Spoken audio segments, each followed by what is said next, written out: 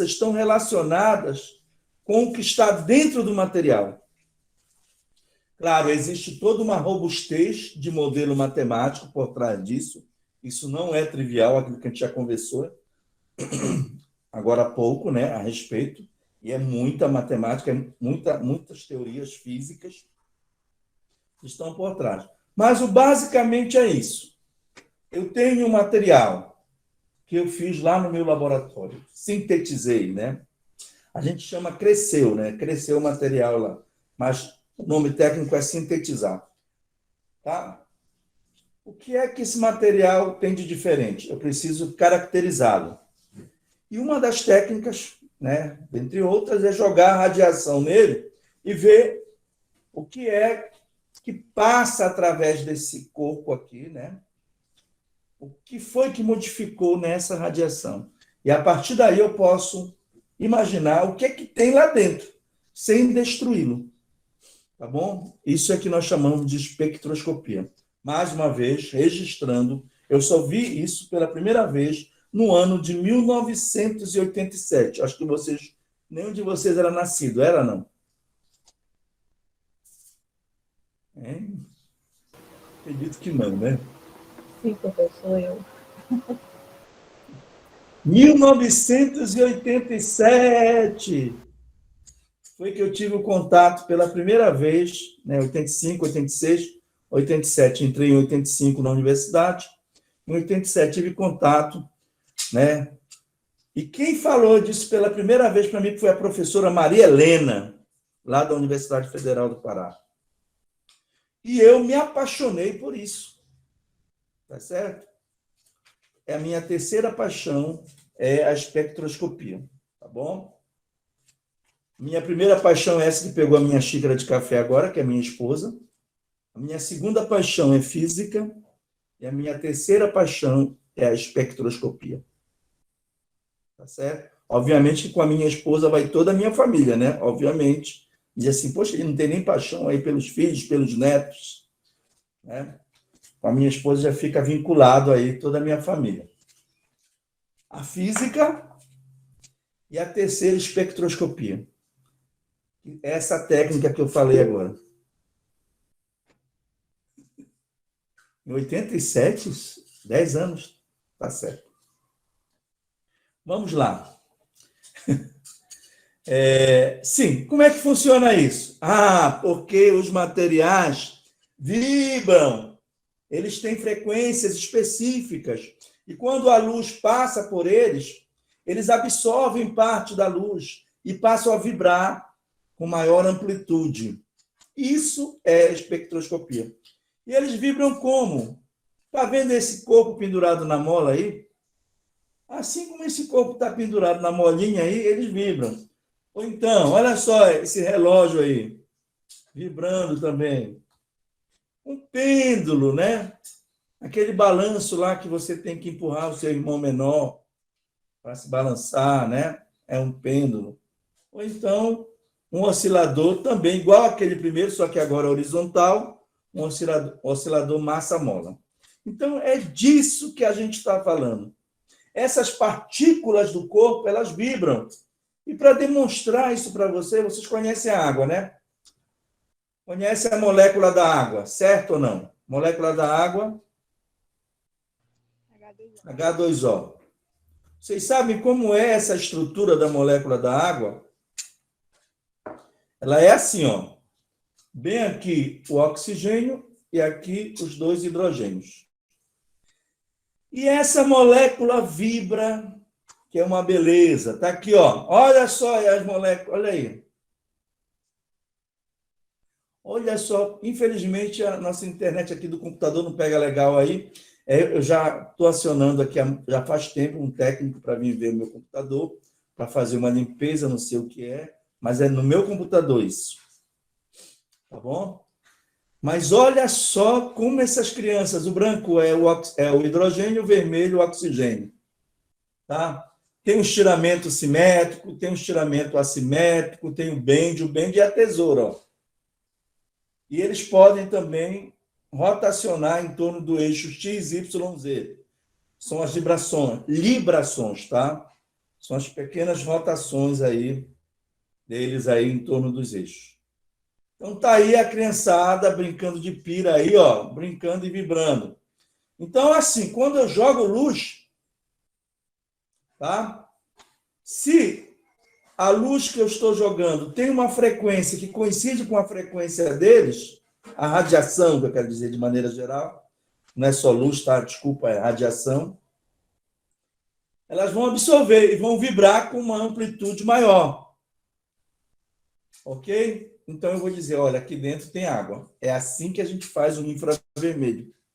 Aparece lá uma banda, olha, isso aqui é água. A gente já olha e já identifica, a partir da técnica de infravermelho, que é uma técnica de espectroscopia, a gente já olha. Existem outras, eu trabalho muito com Raman, espectroscopia Raman também. Vocês vão ouvir falar, ou já ouviram falar, talvez. Tá bom? A gente tem lá na Universidade Federal do Pará o Raman. Olha aqui, ó, o CH2. O CH2, eles estão geralmente vinculados a moléculas de aminoácidos. Tá certo? Como é orgânico, é a química da vida, né? Olha só o CH2 aí vibrando, que é uma beleza aí. Tá certo? Então, esses caras vibram, gente, lá dentro. Só param de vibrar, segundo a teoria, né, teoricamente, a 0 Kelvin. A 0 Kelvin cessa essa vibração aí. Tá? Brincando de pira, brincando de pira aí. Ok, gente? Então, isso daí eu falo com todo gás, obviamente, né? Porque isso daí é o que eu faço. Uma parte, né, do que eu faço. Porque, além de materiais, eu tenho ainda história da física, tenho ensino da física e tenho física médica. Eu trabalho nessas áreas todas e oriento aí. Eu faço parte de 4 grupos de pesquisa, só para vocês terem uma ideia. Então, a gente tem, eram 5, agora eu estou com 4. A gente tem toda essa informação porque é a nossa área, né? Então, a gente fica fazendo isso aí. Mas onde é que está a base disso aqui? Como eu falei para vocês, tem as continhas, né? Tem as continhas. E aí é que entra o que a gente chama de oscilador harmônico. É a base de tudo. Então, as contas que nós vamos ver aqui é a parte mais simples do que vocês possam imaginar. Tá certo? Aí vocês vão dizer, felizmente, isso não vai cair na nossa lista lá, né? Não vai estar no nosso teste, né? Mas é isso, tá, gente? Então, o que é um oscilador harmônico? Um corpo preso a uma mola, pode ser isso, e ele vai simples, porque ele vai executar um movimento harmônico simples. Tudo que a gente vai ver aqui, você já deve ter visto lá no ensino médio, eu não tenho nem dúvida, só que agora, eu digo sempre, é um outro olhar. Tá? A lente que você está olhando agora é a lente de graduação, de ensino superior. Não é mais aquela lente do ensino médio, que tu não sabia o que tu querias ainda, se eu ia fazer isso, eu ia fazer aquilo outro. Mas agora vocês já sabem, pelo menos estão aqui querendo saber, que sabem, né? Estou na química. Tem uns, às vezes, que não se identifica com o curso, né? Normal, e muda, né? Tem aluno, por exemplo, de física, que a gente acompanhou, ela fazia física, uma aluna, não vou dizer qual é, obviamente, e depois do terceiro semestre, segundo semestre, não, professor, vou desistir de física. É porque vê que realmente o negócio não está muito ali, que o mar não está para peixe, a realidade é essa, e acaba desistindo. Aí essa aluna foi fazer geografia. E ela está próximo de se formar agora em geografia. Outros foram fazer arquitetura. Outros foram fazer letra, tem um aluno de letras lá, que era dessa turma também, de física. E aí, cada qual vai fazer, né, o que acha que deve fazer com aquilo que se identifica e que possa ser prazeroso fazer. Tá bom? Então, tá aqui, ó, um sistema massa-mola, esse sistema vai acelerar, tá bom? E tem algumas particularidades. Esticou, largou. Ele vai oscilar entre A e menos A, onde A é amplitude. Eu falei para vocês que vocês já viram isso lá no ensino médio, né? Deveriam ter visto. Para a gente poder calcular aí, usando as leis de Newton, a aceleração, estão lembrados do problema da mecânica clássica? Identifica a força, né? No caso aí a força vai ser a força elástica. Identificou a força resultante, acha a aceleração, acha a velocidade e acha a posição. Basicamente é isso. Tá bom? Então, aplicando a lei de Newton, olha, vetorialmente falando, eu tenho mgj para cima, que é a normal, né? E o mgj para baixo, que é o peso. Vocês estão vendo aqui que ela está se anulando. Eu não vou riscar, porque já está para ir para a aula do professor Haroldo. Faltam 2 minutos. E a gente vai ver como é que a gente consegue gastar esses 2 minutos aqui. Então, menos kxi, porque essa força ela vai estar sempre puxando o corpo para a posição de equilíbrio. A gente chama de força restauradora. Então, quando x é positivo, a força é negativa. Quando x é negativo, a força é positiva. Tá? Então, ela vai estar sempre querendo restaurar. Tá bom? Eu não vou passar do próximo slide. Vamos só fazer o cálculo da velocidade, porque a gente já viu essa velocidade lá no ensino médio. Para determinarmos a velocidade do corpo como função do tempo, devemos usar a expressão. Ora, todo mundo sabe agora, né? Qualquer recém-nascido sabe que a aceleração é a derivada da velocidade no tempo. Se eu tenho a aceleração, eu integro no tempo para achar a velocidade. Detalhe, vou voltar só para vocês verem aqui. Esta aceleração não depende do tempo, ela depende do x. E aí a gente precisa usar um artifício. Qual é o artifício? Multiplicar por dx dos dois lados. Quando eu multiplico por dx dos dois lados, aqui ficou a dx, aqui ficou dx sobre dt. Ou melhor, falei que isso é errado, né? Dx dt. Quem é dx dt? Quem é a derivada da posição no tempo? Fala para mim aí, rapidinho. 0 minutos para falar. Quem é dx dt? Se alguém pensou em velocidade, acertou. Essa é a velocidade. E aí, vai ficar, olha, VdV igual a AdX. VdV igual a AdX. Prontinho para quê? Para integrar. E aqui aparece o que a gente chama na física de condições de contorno. Matemática também, né? Esse cara aqui corresponde aos limites inferiores, porque os limites superiores são as próprias variáveis. Então, a integral fica, ó, uma integral simples, gente, uma integral simples mesmo. Aqui eu já estou entrando com aceleração, ó. Tá lembrado que era menos kx sobre m? Já entrei com aceleração. Esse menos k sobre m sai da integral e vai ficar o quê? Integral de v dv é igual a menos k sobre m, integral de x dx. Vejam como elas aparecem. Legal aí, ó. E aqui já aparece uma dica para vocês. Olha, a massa aqui não está dividindo. Se ela passar multiplicando, vai ficar mv² sobre 2. Já ouviram falar em mv² sobre 2, gente? mv² sobre 2. mv² sobre 2 é o que a gente chama de energia cinética. E quando eu substituir aqui, olha, o x e o a, porque é a condição de contorno, vai ficar menos kx² sobre 2, o m já passou multiplicando, mais, porque menos vezes menos dá mais, ka² sobre 2. Já é a conservação da energia mecânica que a gente vai ver no próximo assunto aí para frente. Então, a gente já vê, olha, porque kx² sobre 2 é energia potencial elástica. Você já viu isso lá no ensino médio. O resumo da ópera.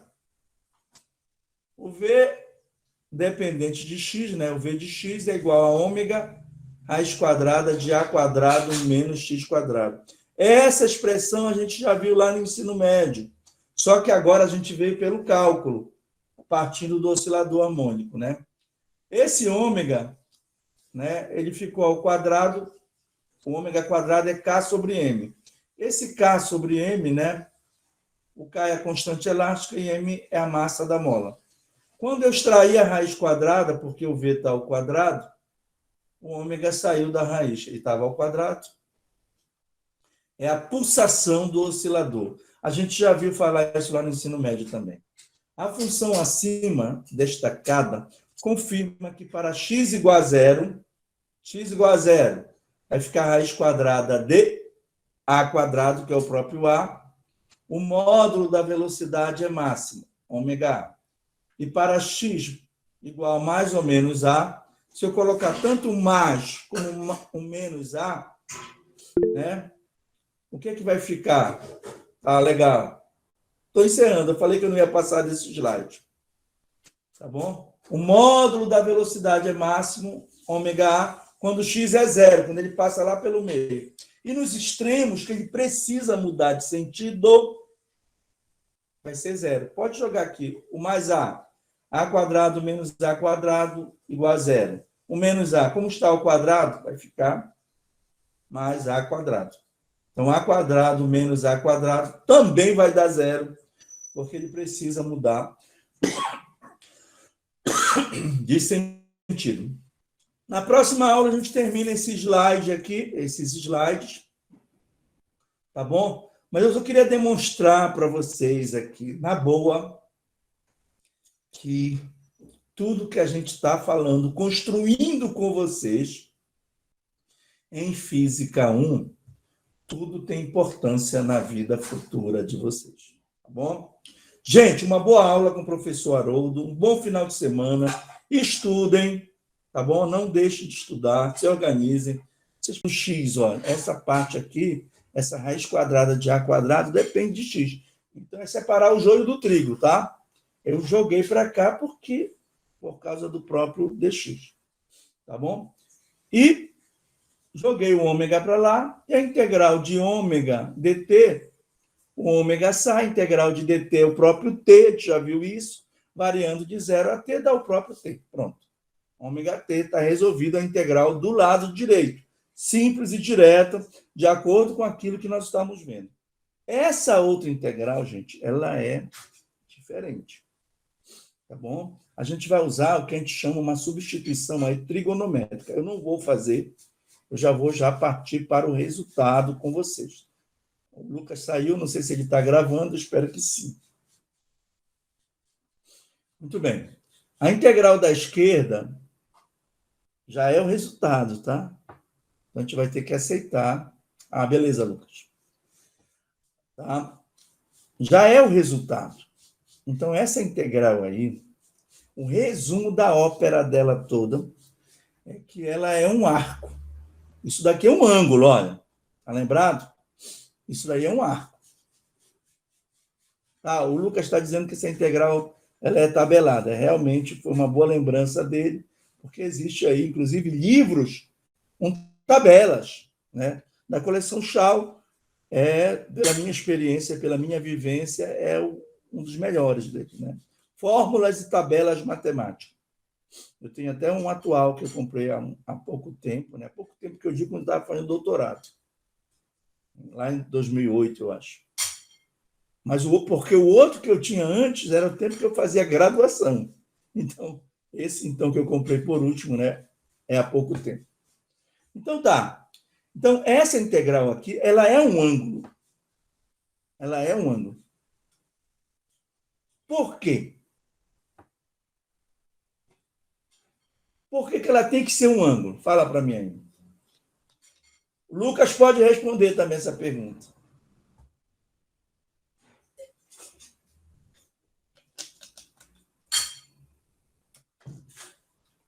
Por que ela é um ângulo?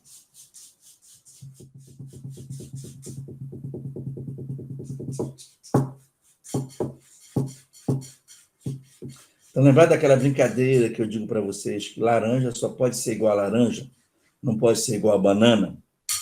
A resposta está aí.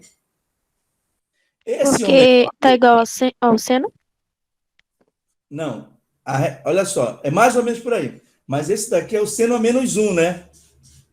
É o seno menos 1. Então, é assim, eu vou colocar... Deixa eu ver se eu coloco lá em cima com a canetinha, né? Só para lembrar o que nós já fizemos antes, tá? Só para lembrar o que nós já fizemos antes. Deixa eu passar aqui para a canetinha aqui. Tá lembrado que nós fizemos lá no primeiro capítulo, que a gente dava 2 vetores e queria saber o ângulo entre eles, e a saída era pelo produto escalar? Tá? Vamos caminhar aí, Lucas. E aí eu disse lá, olha, vou escrever aqui do lado, né? Cadê, meu Deus? Sombra aparece. Mas não vai aparecer porque está desligado, né? Tá vendo só como são as coisas? Aqui vai. Bem aqui. Tá lembrado que nós chegamos a escrever bem aqui, porque é aqui que eu sei que tem espaço. Cosseno de θ é igual a um valor. Vou chamar de x aqui. Isso é um x, tá? Por favor. Então, se eu quiser saber o θ, tá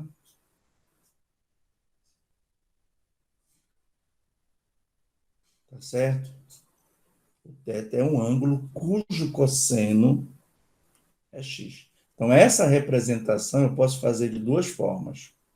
Desse jeito, olha, gente. Arccosseno de x. Ou, como aparece lá na calculadora às vezes, né? Cosseno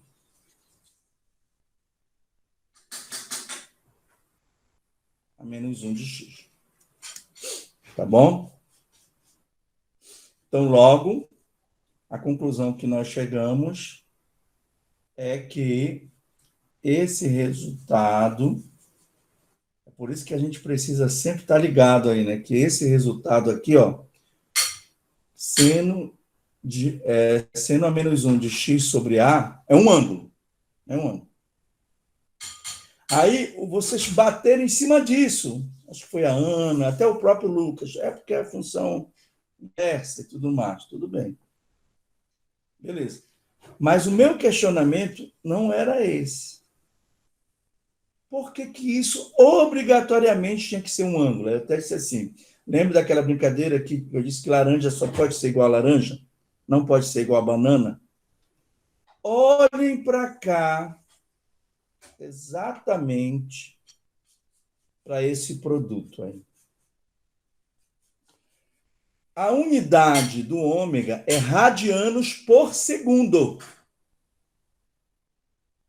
Vezes o segundo vai dar radianos. E radianos é uma unidade, radiano é uma unidade de ângulo.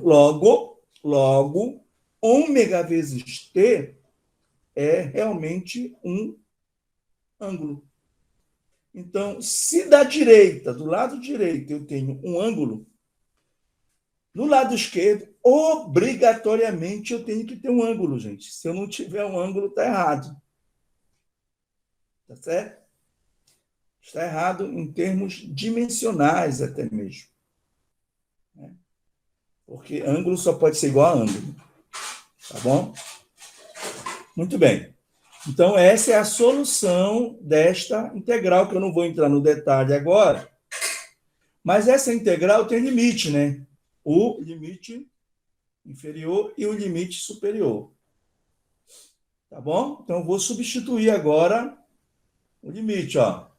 Substituindo o limite superior, vai ficar seno a menos 1 de x sobre a menos seno a menos 1 de a sobre a.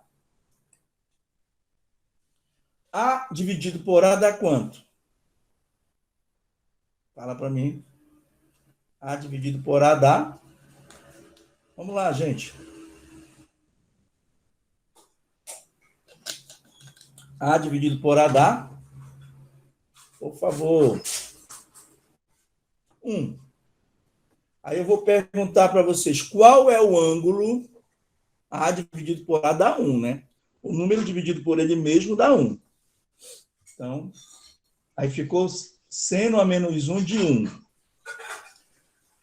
Isso aqui é um ângulo. Qual é o ângulo cujo seno dá 1? Essa que é a pergunta. Qual é o ângulo cujo seno dá 1? Fala para mim aí. 90 graus. Ou em radianos, Ana, ou em radianos, fica como? 90 graus ou π sobre 2. Muito bem, π sobre 2. Então, significa dizer, de acordo com o que a colega falou aí, e falou corretamente, que eu posso substituir todo esse cara aqui, ó, por π. Ah, tá. Eu posso substituir todo esse cara aqui, mas quando for assim, vocês podem escrever, tá? Eu vou entender, ó. Se tu for escrever π barra 2, eu sei que é π dividido por 2, tá bom? Beleza? Então, eu posso substituir todo esse cara aqui por π sobre 2. Mas notem que isso só foi possível baseado nessa condição inicial aqui, ó. Nesta condição inicial. Nesta condição inicial. Ou seja, eu comecei a contar o tempo quando eu larguei o bloco. Ou seja, quando ele estava em x igual a A. Mas eu posso contar o tempo a partir do momento que ele passa na metade. Eu posso contar o tempo a partir do momento em que ele está do outro lado. Então, isso vai depender. É por isso que eu vou generalizar depois. É daí que vem a generalização, tá bom? Aqui, como bem disse a nossa colega, então, se esse cara, π sobre 2 radiano, está negativo, vai passar para cá positivo, certo? Então, vai ficar seno a menos 1 de x sobre A é igual a ômega t, obrigado, ômega t mais π sobre 2. Ômega t mais π sobre 2.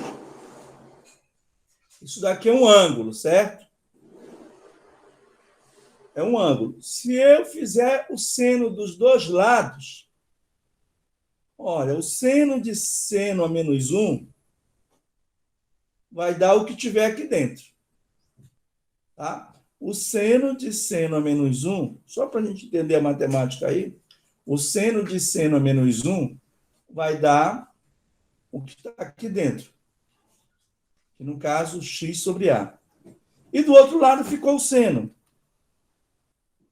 Então, o A que estava dividindo passou multiplicando o seno e a gente obtém uma equação muito bem parecida com aquela que a gente viu lá no ensino médio.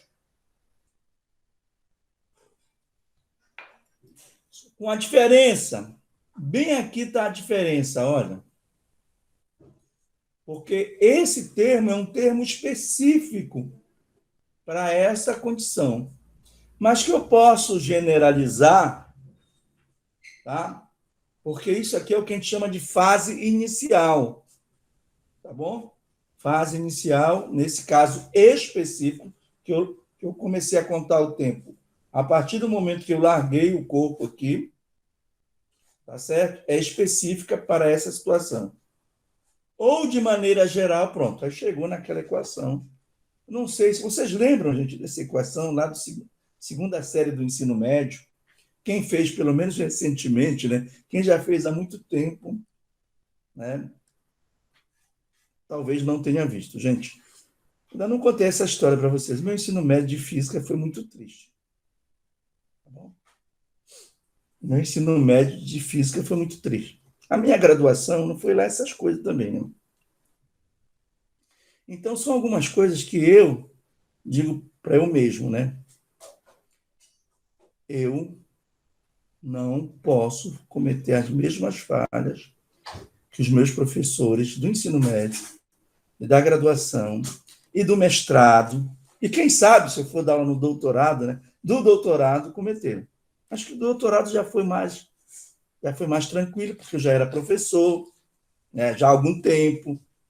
Então, eu já fazia uma discussão, obviamente, com o meu professor, que era diferente de como eu era aluno, né?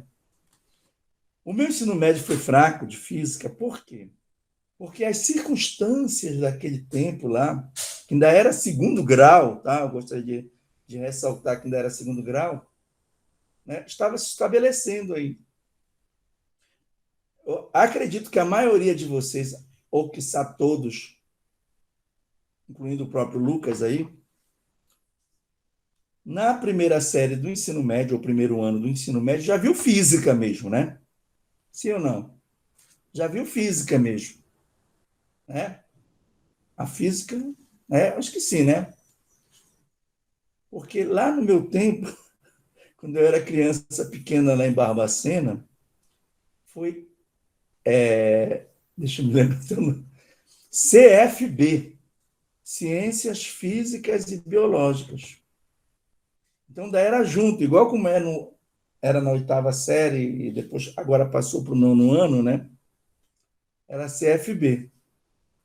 Só que no nono ano você vê só química e física, geralmente. Muda de escola para escola. Ah, olha, alguém estuda CFB, isso, na oitava série, Juliana também. E eu estudava isso na primeira série do ensino médio. Então, a professora que dava aula disso, foi até engraçado, né? Ela era bióloga. Então, provavelmente, aonde ela conseguiu chegar um pouco mais foi em química. Agora, em física, foi uma tristeza. A minha segunda série do ensino médio foi um professor, inclusive é um amigo meu, professor Luiz Arlindo Ramos de Melo. Ele está aposentado. Foi meu professor lá no segundo ano.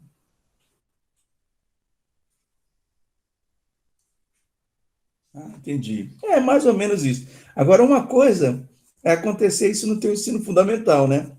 Outra coisa é no ensino médio. Então, pegou. Então, o professor Arlindo, eu não sei se foi esse ano, nós tivemos. Não sei se professor, agora me enganei, agora estou equivocado, não estou lembrando. Mas acho que o professor Arlindo foi o professor do terceiro ano. Isso. O professor Pinto, que também era do Instituto, está aposentado, foi meu professor do segundo ano. Aí ele já foi dar um pouquinho de termologia, né, calor, essas coisas, bem aquela parte inicial. Mas nós não vimos ótica, eu não vi ótica, né? E nem vi essa parte de oscilação. Tá? Aí no terceiro ano já foi o professor Arlindo que foi iniciar com a parte de vetores, e a gente viu força elétrica, até potencial elétrico. Também foi só isso. Aonde eu aprendi um pouco mais de elerodinâmica foi no curso na disciplina de eletrônica mesmo, tá? Lei de Ohm, essas coisas. Então, veja, em física, que eu fazia eletrônica, que hoje é a Escola Técnica Estadual, antigamente era Centro Interescolar Maria da Silva Nunes, no tempo que eu estudei lá. Então, eu não vi. De física, eu só fui ver física mesmo, valendo. Não, Juliana, é fácil. É fácil, dependendo da forma como você vê. Tá bom? Eu estou te garantindo isso. Dá um pouco de trabalho por causa da abstração, porque o campo elétrico ele é um conceito abstrato, não vou negar. Mas depois que a gente consegue superar a abstração, a gente já existe toda uma lógica aí, né, que a gente estabelece para entender o eletromagnetismo. Sim. Então, um resumo da obra. Né? Termodinâmica é uma parte que você tem que gostar mesmo, né? O que está dizendo aí? Termodinâmica tem que gostar, né? Faz parte da química, né? Faz parte da química. Sim. Então, eu tive dificuldade realmente, né, no meu ensino médio de física. Eu só fui ver um pouco mais de física quando eu fui fazer cursinho. Tanto é que eu mudei, né, que eu ia fazer engenharia elétrica e resolvi mudar para fazer licenciatura em física. Quando eu fui fazer valendo o cursinho, né? Quando eu terminei meu terceiro ano, não sabia nada de nada. Eu fiz para engenharia elétrica, não passei, tá certo? Aí, quando eu fui fazer o cursinho, eu, eu entendi um pouco mais de física, comecei a comprar os livros, comecei a me interessar, ia dar aula para os meus colegas, e acabou que eu me interessei por física e resolvi fazer física. Tá certo? Então, essa que é a história. Ou seja, meu ensino médio foi devagar, quase parando.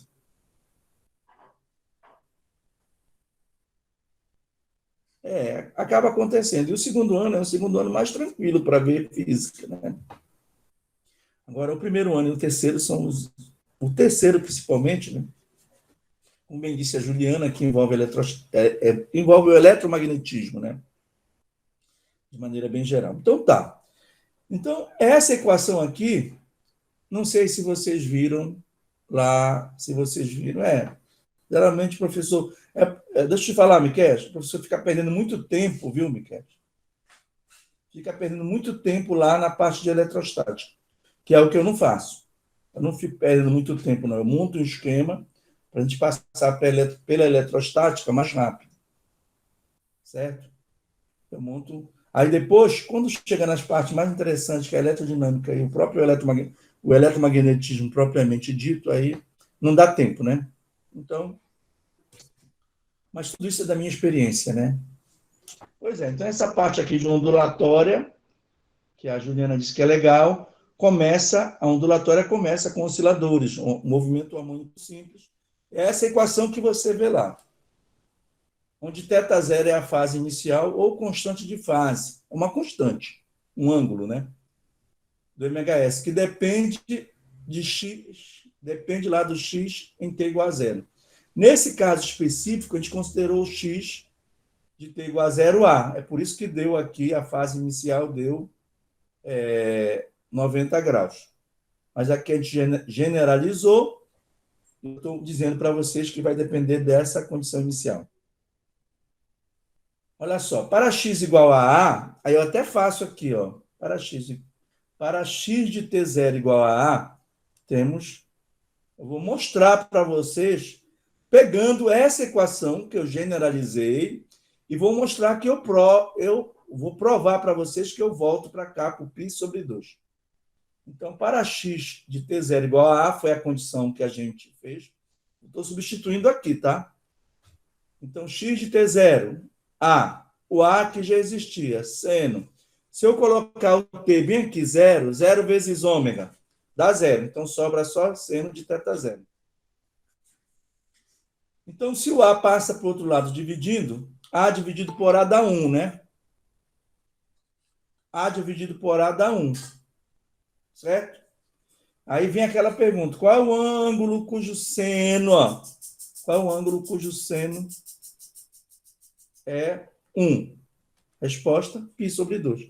Então, agora, eu parti dessa expressão aqui, é uma expressão mais geral, e provei que se o x de t0, x de t igual a zero, for igual a A, eu encontro lá o π sobre 2 radianos. Tá? Então, pronto. Esta aqui é a função horária do movimento. Por que função horária? Porque a função horária é da posição. X de t igual a alguma coisa. Ou seja, o x é função de t. Aquela equação que a gente viu para a velocidade era um v de x e não um v de t. Então, não era uma função horária da velocidade. Então, qual é a ideia agora? Já que eu tenho x de t, eu posso achar o v de t e posso achar o a de t. Agora eu vou ter que, né, a gente veio integrando para achar a posição. Tá? Achou a posição? Está aqui. Função horária da posição. Agora eu vou derivar essa função no tempo, para achar a velocidade, que é o que a gente está fazendo, né? Isso a gente já está fazendo, ok? Tá? De posse do x de t, pode-se obter tanto a velocidade como função de t, quanto a aceleração em função do t. Então, lá vai aqui, ó.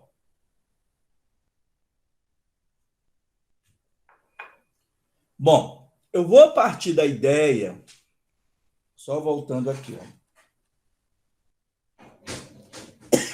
desculpa, gente. Esse arco aqui, esse ângulo, que é ômega t mais θ zero, tá bom? Todo ele é função do tempo, porque tem um tempo aqui, ó. Então, eu vou chamar de θ. Então, o θ é função do tempo, ó. Então, é a mesma coisa. Eu só não posso esquecer que esse θ de t é ômega t mais θ zero. Tá? Então, tá. Ó, o que é que nós temos aqui? Uma derivada de uma função que a gente chama de função composta. O A vai sair daqui, né? O A é constante, sai. O A é constante, sai. E fica aí. Eu tenho certeza que eu não estou perdendo tempo agora com isso, tá? Porque eu vou já precisar disso mais adiante. Então, o seno de θ ele é uma função. Bom dia. O seno de θ é uma função. Onde ele depende de outra função. O seno de θ é uma função que depende de outra função. Tá certo? Lá na matemática, eles chamam isso de f de g de x. Ou seja, o f é uma função, mas que depende de uma outra função. Tá? O f de g de x. Então, o f seria o seno e o g seria aí o θ. Tá bom? Quando isso acontece, preste bem atenção agora. A gente usa o que nós chamamos de regra da cadeia. Regra da cadeia. Ninguém vai prender ninguém, porque ela vai encadear uma sequência de derivadas. É daí que vem o nome regra da cadeia, tá? Porque ela vai encadear uma sequência de derivadas. Tá bom? Porque eu tenho uma função que a gente chama matematicamente de função composta. Aplicando a regra da cadeia, aí como é que é a regra da cadeia? Olha, a regra da cadeia é isso.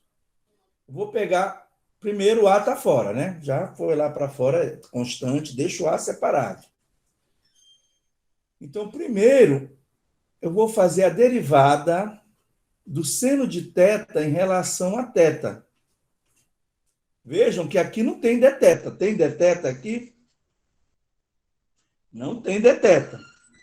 Mas já apareceu aqui um dθ.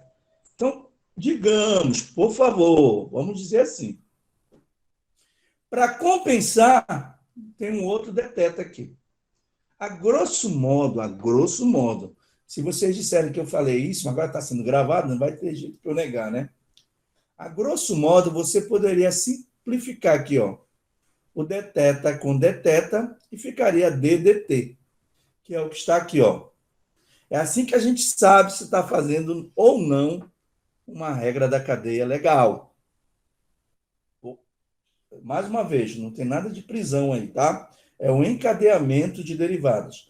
Vejam, como aqui eu tenho uma função composta, o seno de θ é uma função, onde θ é outra função, um polinômio, né? Ômega t mais θ zero é um polinômio. Tá bom? Então, eu uso a regra da cadeia. É encadear derivadas. Então, eu primeiro vou derivar, né, o seno de θ em função de θ e depois eu derivo multiplicado pela derivada do θ em relação ao tempo. Alguns professores ensinam assim. O que você tem que fazer? Derivar o seno e multiplica pela derivada do argumento dele. O argumento é exatamente o θ. O argumento do seno de θ é o θ. Então, eu estou derivando o argumento dele, ó, dθ dt. Mas, como eu estou falando para vocês, isso daqui é a regra da cadeia. Eu primeiro derivo, né, a função de fora em relação ao argumento, que é o θ, e depois eu derivo o argumento multiplicado pela derivada do argumento em relação a θ. Isso é muito simples. Depois que você entende, isso aí fica legal. Então, vamos lá. A derivada do seno, né? Eu estou apresentando aqui para vocês, tá? Agora, nesse exato momento. A derivada do seno de θ em relação a θ é cosseno θ. Toda vez que eu derivar o seno, tem que dar o cosseno, tá bom?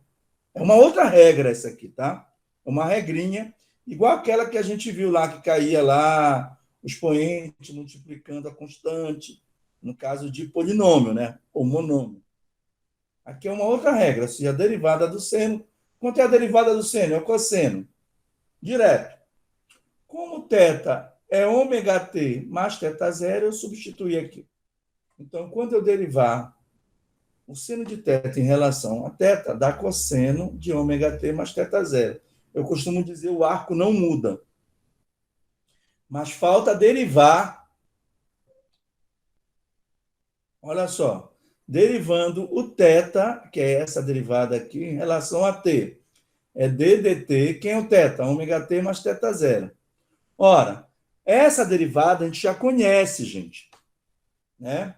A derivada de ômega t vai dar o próprio ômega, mas a derivada de uma constante vai dar zero. Então, dá só ômega. Então, o que, é que eu vou fazer? Eu vou multiplicar esse ômega pelo A, não esqueça que tem o A aqui, né? Cosseno de ômega t mais θ0. Então, tá aí, ó. Eu tenho, nesse momento aí, a velocidade como função do tempo.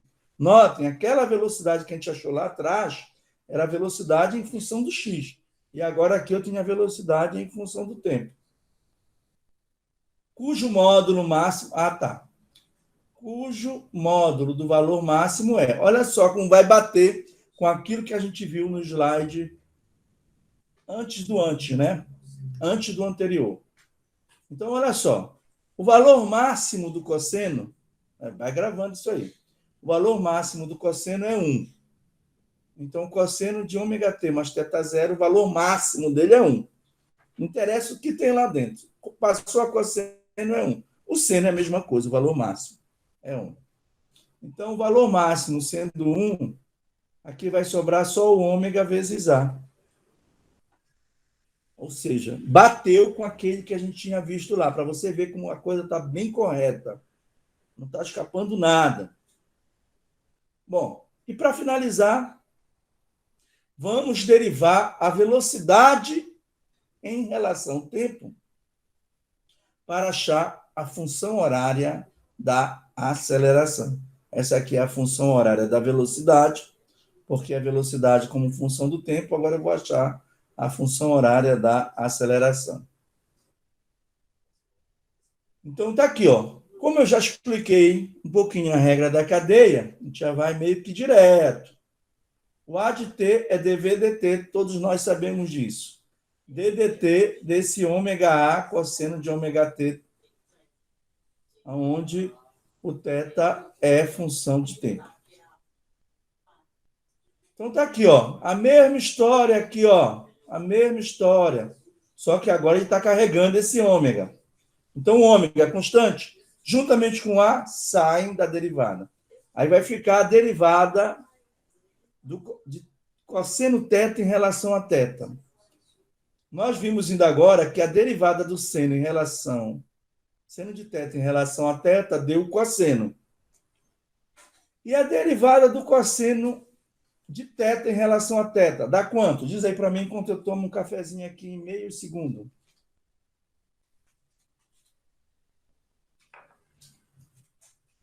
Se a derivada do seno dá cosseno, a derivada do cosseno dá...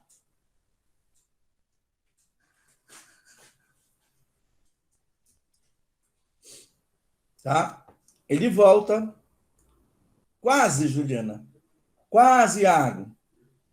Só tem um detalhe, que é menos, tá? Só esse detalhe, nada mais, que é menos. Tá bom? Não. Isso já é a função inversa do seno, né? Eles aparecem lá para frente depois, mas nós não vamos entrar no detalhe.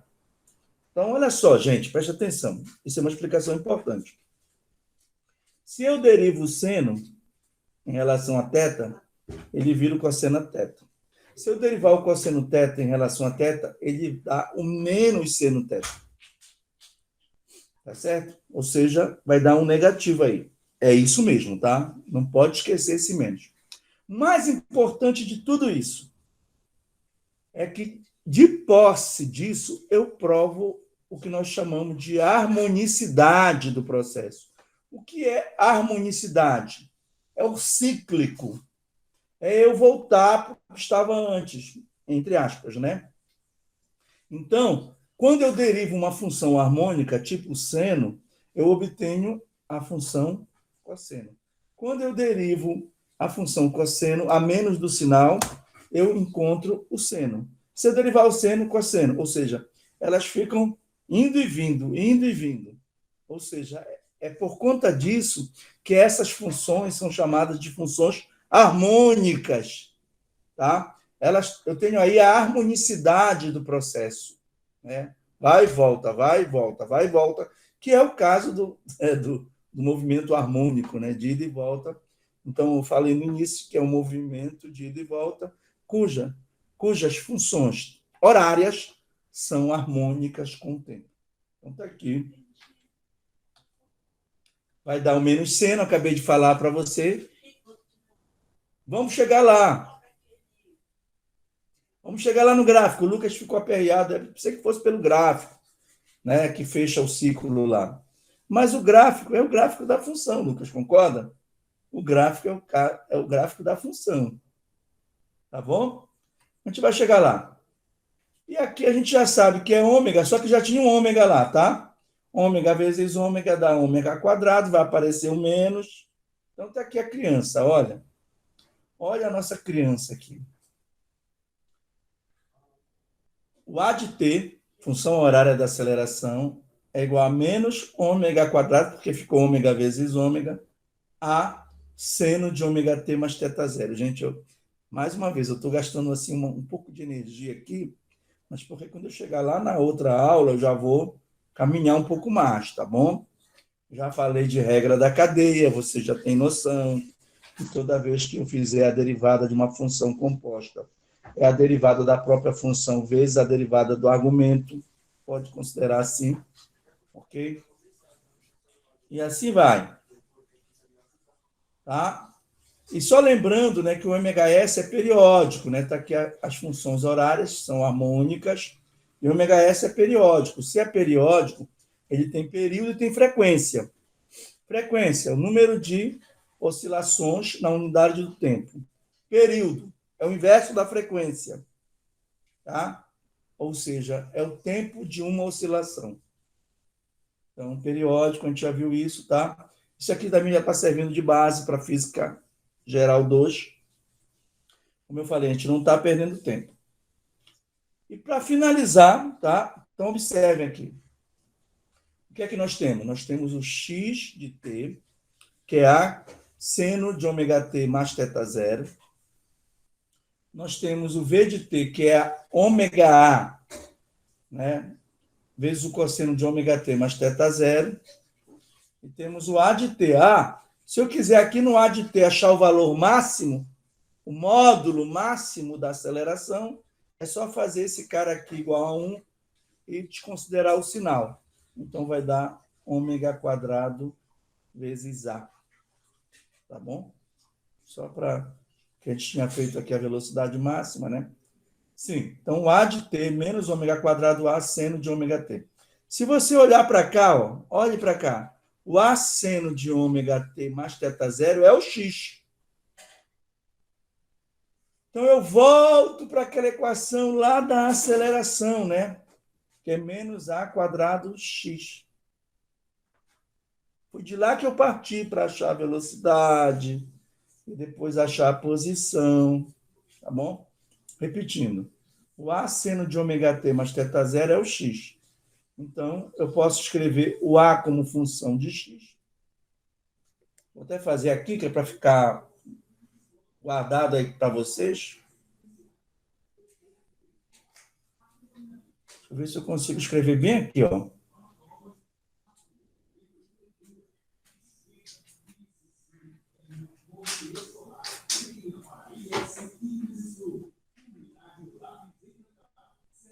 Tá aqui, ó. Se eu substituir esse cara aqui todo, ó, por x, eu não vou ter mais o A de T, eu vou ter o A de x. Tá? Isso daqui foi o início, né, de tudo, ó.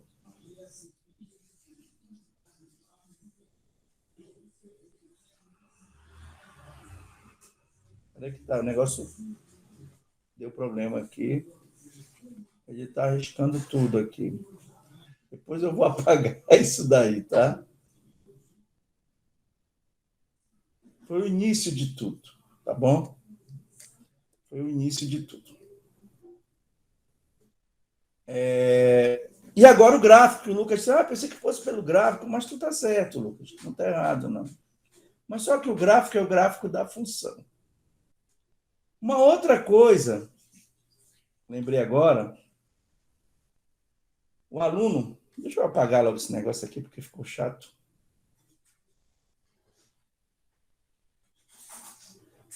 O aluno pode dizer assim, professor... Pronto.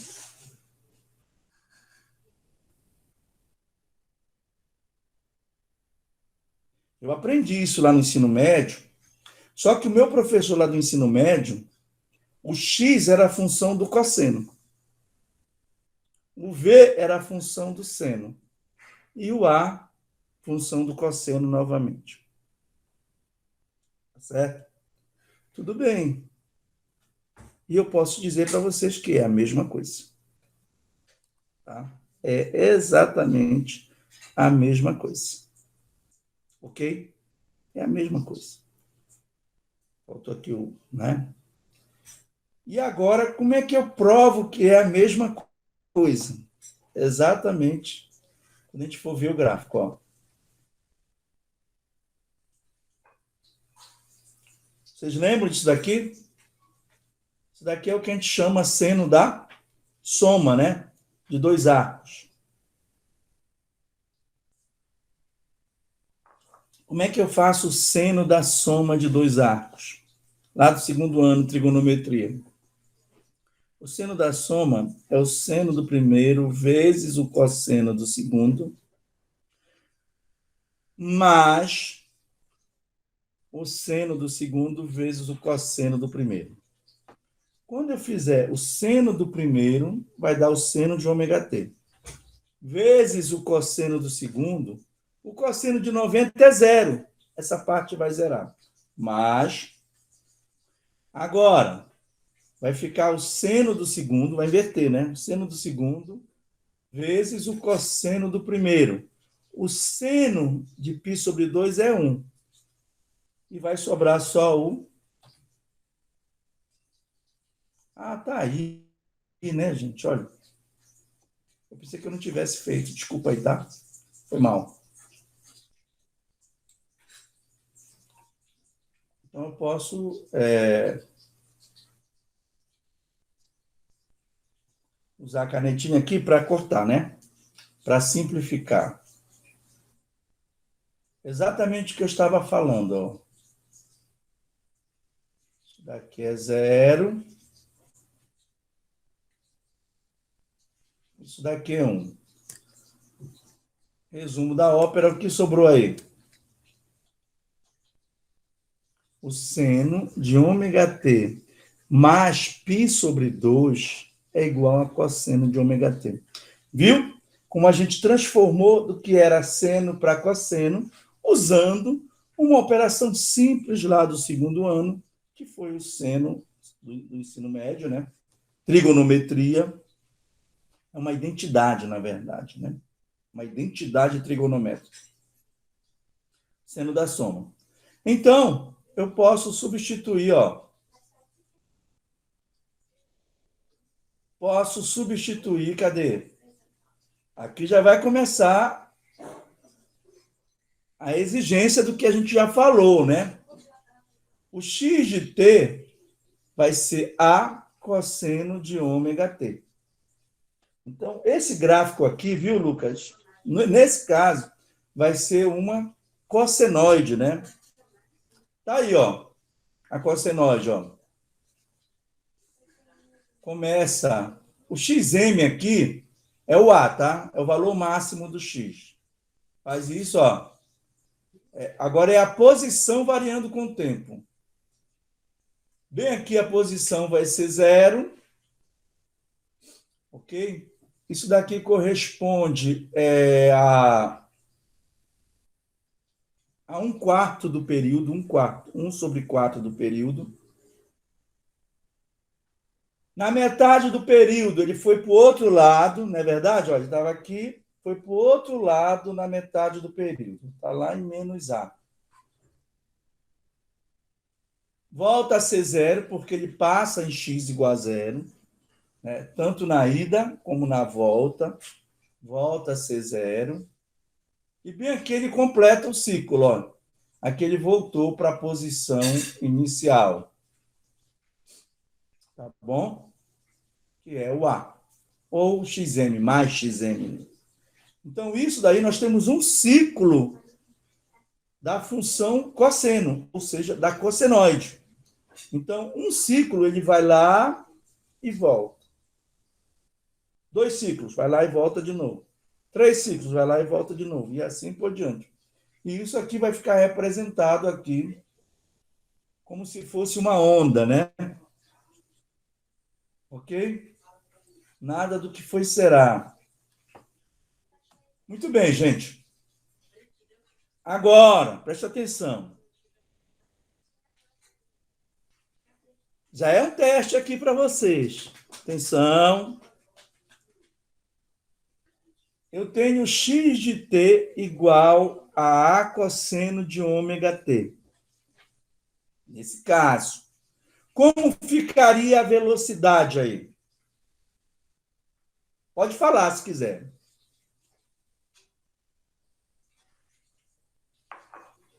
Eu tenho que derivar isso no tempo, certo ou não? Para achar a velocidade. Como ficaria?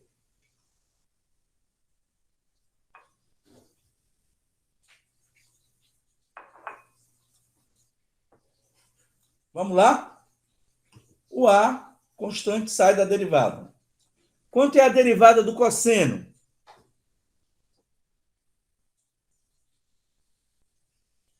Alô? Derivada do cosseno.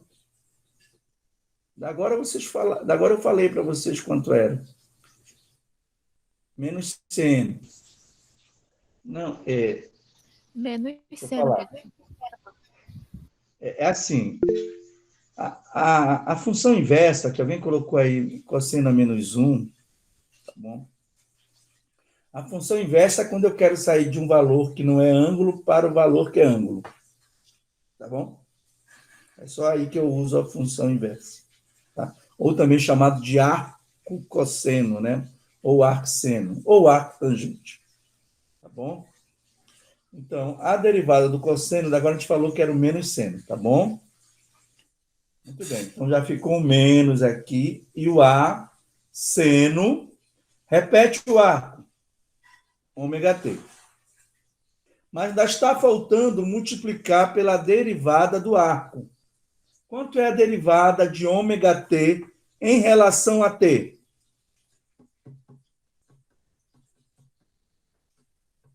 Quanto é a derivada de ômega t?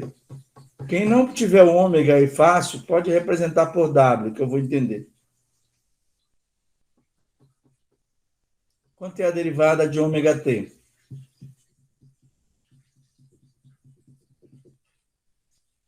Ômega, né, gente? Porque o expoente do t não é 1. 1 cai multiplicando o ômega.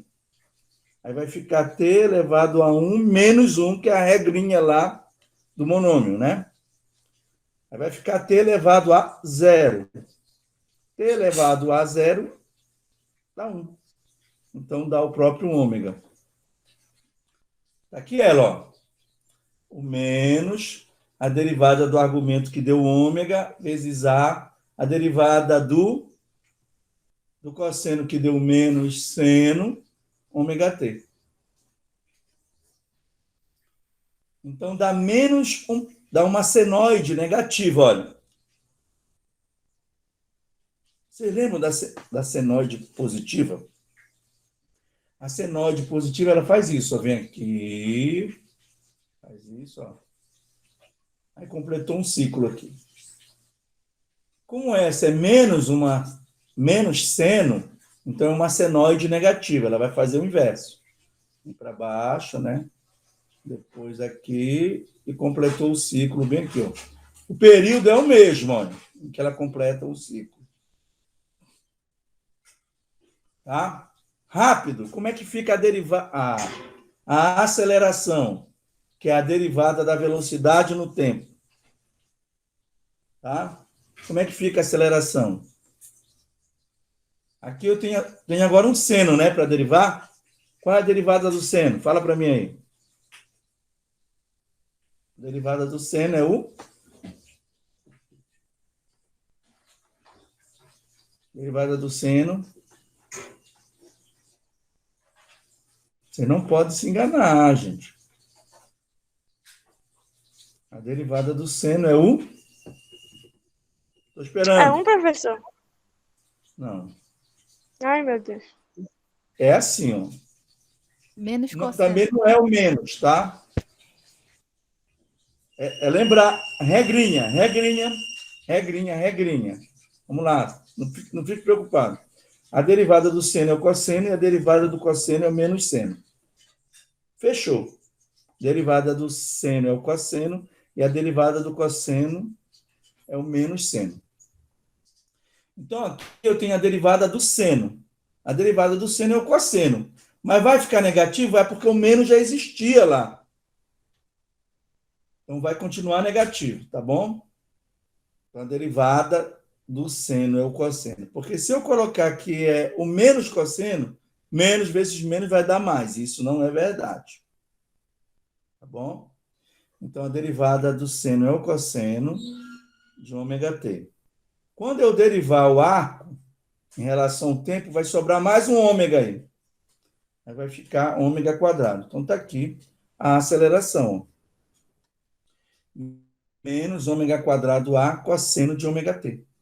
Tá bom? Mais uma vez, a derivada do seno é o cosseno. Tá?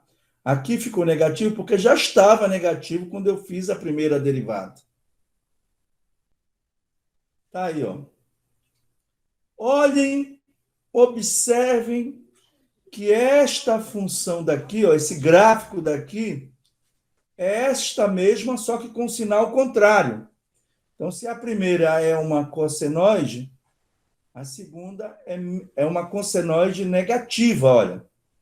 Vejam como é exatamente o contrário da primeira, por causa desse sinal menos.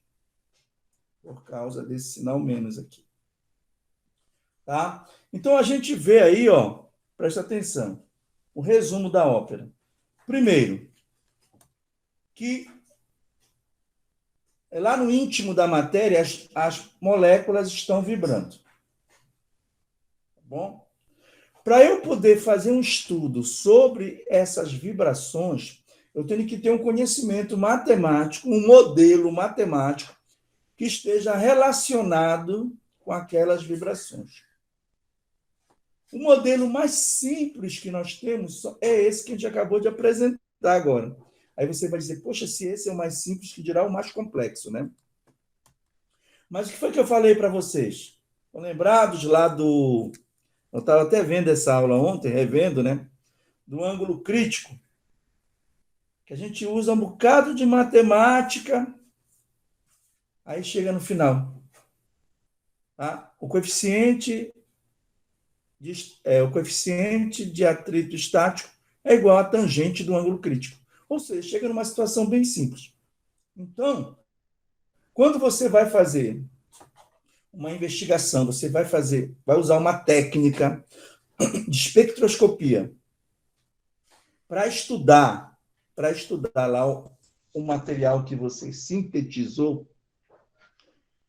Por trás de tudo aquilo ali, existe um modelo matemático não tão simples, mas que quando você for analisar, a análise é simples. Tá? Felizmente, isso já foi feito, né? Então, quando eu faço, por exemplo, uma espectroscopia de infravermelho, já evoluiu para caramba. Hoje, o que a gente faz é o FFT, né? O IR com FFT. O que é o FFT? É a transformada rápida de Fourier. Eu pego uma coisa que sai de lá, que é no domínio do tempo, eu faço uma transformada de Fourier e a coisa se transforma no domínio da frequência. E para a gente poder analisar, gente, olha, é muito mais simples analisar no domínio da frequência do que no domínio do tempo. Então, o que sai lá no teu gráfico, lá, depois que tu vai fazer aquela medida lá, aquela caracterização, digamos assim, aquele ensaio que você vai fazer lá no laboratório, o que sai de lá já é algo que já está trabalhado matematicamente. Você só precisa analisar. Tá bom? Olha, nessa frequência que ele absorveu, então tem alguma coisa lá. O que é? É água? Aí tem que saber qual é a faixa, a banda de frequência da água. Olha, isso aqui é água. Então, por isso que as pessoas, quando olham um espectro, já estão acostumadas, eles vão dizer, tá aqui, ó, aqui tem isso, aqui tem isso, aqui tem isso, etc. Eu falo isso, né? Porque a gente foi fazer, não é bem um espectro, né, gente? O raio-x já não é um espectro. Quando a gente faz um raio-x da nossa amostra. É um espectrograma, né? A gente chama, né? Espectrograma, não. Esqueci agora. Falei. Difratograma. Já é difração de raio-x, o gráfico é da intensidade em função de ângulo aqui, não é em função de frequência nem comprimento de onda. Para ser espectro, tem que ser frequência ou comprimento de onda, tá? Só uma chamada de atenção. E aí eu estava com esse novo material, que é um complexo de coordenação, já contei a história para vocês. Aí eu fui lá em Imperatriz fazer o raio-x. E quando o raio-x estava sendo feito desse material, o cara que é o craque, tem um olho clínico, que é o chefe desse laboratório, disse, está aí, tem um novo material, já se apresentou aí. Por quê? Ele já conhece. Ele meteu o olho dele lá, já sabe o que tem, o que não tem, etc, etc. É um cara que já tem uma experiência muito grande de raio-x. Tá certo? Então, essa que é a ideia do pesquisador aí. Tá legal? Beleza? Então, isso daqui eu vou manter o que eu escrevi aqui, vou salvar um PDF e mandar para vocês esse assunto, né? Eu não mandei a apostila, viu, queridos? Não mandei a apostila, mas eu posso ver se eu ajeito a apostila. Obviamente que não foi a mesma aula que eu dei para a turma do Lucas. O Lucas já pode ele mesmo dizer assim, professor, agora eu entendi. Ou já entendi um pouco mais, né? Por quê? Porque também eu ganhei uma experiência de lá para cá, né? Para falar disso, e baseado em algo que tem aplicação prática. Mas é praticamente o mesmo slide que eu usei quando eu dei Física 1 para a turma do Lucas em 2019-2. Tá bom? Para vocês terem uma ideia. Mas já não foi mais a mesma coisa, porque o Lucas está mais maduro agora, tá certo? Está mais maduro. O olhar dele é diferente, o olhar dele é como monitor e não como aluno. Tem toda uma mudança aí psicológica, né? E mudei também, né? Obviamente que eu mudei de lá para cá. Né? Como já disse o poeta, né? Nada do que foi será de novo do jeito que já foi um dia. Tá? Quem foi que falou isso mesmo? Alguém sabe, né? Dizer isso. Nada do que foi será do jeito. Né? Tá aí o Lucas confirmando, né? Obviamente.